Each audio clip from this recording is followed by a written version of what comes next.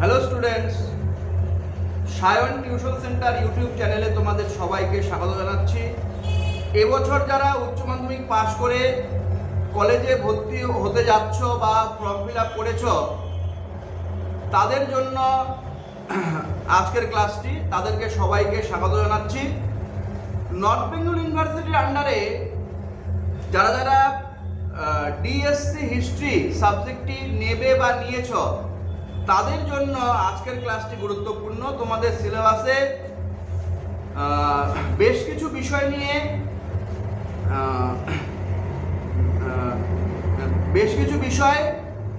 আলোচনা করেছে, যেমন ইন্ডিকা, তারপরে ফাহিয়েন, সিন্ধু শিলালিপি, নালন্দা বিশ্ববিদ্যালয়। তো এগুলো বিষয় কিন্তু তোমাদের সিলেবাসের অন্তর্ভুক্ত রয়েছে ডিএসসি বা মাইনর হিস্ট্রি সিলেবাসে। আজকে আমি যে জিনিসটা নিয়ে আলোচনা করছি সেই জিনিসটা নালন্দা বিশ্ববিদ্যালয়। টিকা আসতে পারে নালন্দা বিশ্ববিদ্যালয়ের 3-এর জন্য, নালন্দা বিশ্ববিদ্যালয়ের 6-এর জন্য। নালন্দা বিশ্ববিদ্যালয় সম্বন্ধে যা যেন লেখো 6-এর জন্য আসতে পারে। যাই আসুক, নালন্দা বিশ্ববিদ্যালয় আসলে তোমরা এভাবে উত্তর করবে, নালন্দা বিশ্ববিদ্যালয় প্রাচীন ভারতের একটি শিক্ষা কেন্দ্র। বা প্রশ্নটায় আরেকটু ঘুরিয়েও আসতে পারে যে প্রাচীন ভারতের একটি শিক্ষা কেন্দ্র সম্পর্কে আলোচনা করো। তখন নিঃসন্দেহে কিন্তু নালন্দা বিশ্ববিদ্যালয় তোমরা লিখতে পারো। তো নালন্দা বিশ্ববিদ্যালয় প্রাচীন ভারতীয় বিশ্ববিদ্যালয়গুলোর মধ্যে নালন্দাই ছিল সর্বাপেক্ষা খ্যাতিসম্পন্ন। প্রাচীন ভারতীয় বিশ্ববিদ্যালয়গুলোর মধ্যে নালন্দাই ছিল সর্ববৃহৎ এবং সর্বাধিক খ্যাতিসম্পন্ন। শুধু ভারতে নয়, সমগ্র এশিয়া মহাদেশের মধ্যেও এটি ছিল শ্রেষ্ঠ উচ্চ শিক্ষা কেন্দ্র। সঠিক অর্থে এই বিশ্ববিদ্যালয় ছিল একটি বৃহৎ আকৃতির বৌদ্ধ মঠ। এটাকে কিন্তু বৃহৎ আকৃতির একটা বৌদ্ধ মঠ, মানে বৌদ্ধ ধর্মে যারা দীক্ষিত ছিল তাদের শিক্ষা গ্রহণ কেন্দ্রের নাম ছিল মঠ।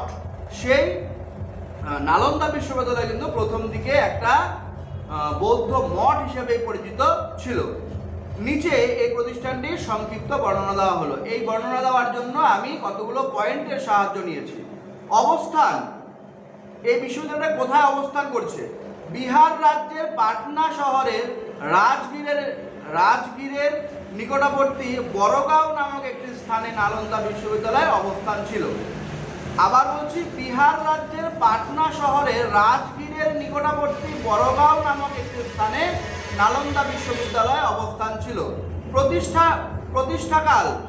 প্রতিষ্ঠাকাল উল্লেখ করবে ঐতিহাসিকদের মতে আনুমানিক 300 খ্রিস্টাব্দ নাগার্জুন নালন্দা বিশ্ববিদ্যালয় স্থাপন করেন। কে নালন্দা বিশ্ববিদ্যালয় স্থাপন করেন? নাগার্জুন 300 খ্রিস্টাব্দে, আনুমানিক 300 খ্রিস্টাব্দে নালন্দা বিশ্ববিদ্যালয় স্থাপন করেন। নামকরণ, নালন্দা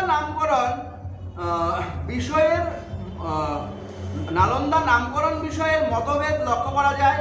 ফাহিয়েন নালন্দাকে নাল নামে অভিহিত করেছেন। ইৎসিং এর মতে নাগানন্দ সরোবর থেকে নালন্দা নামের উৎপত্তি হয়েছে। ইৎসিং এর মতে নাগানন্দ সরোবর থেকে নালন্দার নামের উৎপত্তি হয়েছে। তবে সর্বাধিক গ্রহণযোগ্য মত হলো দন্তন্য যোগ আলম যোগ দ, অর্থাৎ অবিশ্রান্ত দাতা। এই অর্থেই নালন্দা মহাবিদ্যালয়ের নামকরণ করা হয়েছে। আবার বলছি, দন্তন্য যোগ আলম যোগ দ, অর্থাৎ অবিশ্রান্ত দাতা, এই অর্থে নালন্দা বিশ্ববিদ্যালয়ের নামকরণ করা হয়েছে। পরিকাঠামো প্রায় সাড়ে তিন হাজার বর্গ মাইল জুড়ে এই মহাবিহারের অবস্থান ছিল। এর চারিদিকে ছিল সুউচ্চ প্রাচীর, মানে উঁচু উঁচু দেয়াল ছিল। এখানে 7-8টি বৃহৎ হলঘর এবং 300টি শ্রেণীকক্ষ ছিল। 7-8টি বৃহৎ হলঘর এবং 300টি শ্রেণীকক্ষ ছিল বলে অনুমান করা হয়। এখানে 1000 অধ্যাপকের অধীনে প্রায় 10,000 ছাত্রছাত্রীরা শিক্ষা গ্রহণ করতেন। এই বিশ্ববিদ্যালয়ে প্রবেশের জন্য কঠোর প্রবেশিকা পরীক্ষা দিতে হতো। এখন যেমন প্রবেশিকা পরীক্ষাকে জয়েন্ট এন্ট্রান্স বলা হয় না, সেই জয়েন্ট এন্ট্রান্সের মতোই একটা পরীক্ষা হতো, প্রবেশিকা পরীক্ষা। সেই পরীক্ষায় পাশ করলে তবেই কিন্তু সেই নালন্দা বিশ্ববিদ্যালয়ে পঠন পাঠনের সুযোগ পেত। আর্থিক সংস্থান নালন্দার অধীনে, মানে আর্থিক সংস্থান মানে টাকা পয়সা জোগাড়কে দিত। নালন্দার অধীনে প্রায় 200টি গ্রাম ছিল। সেখানে রোজগার সাধারণ এবং মধ্যবিত্ত ব্যক্তিশালীর দান এবং রাজ অনুকূল্যে মহাবিহারের যাবতীয় খরচ চলত। এই ছিল নালন্দা বিশ্ববিদ্যালয় সম্বন্ধে সংক্ষিপ্ত বিবরণ।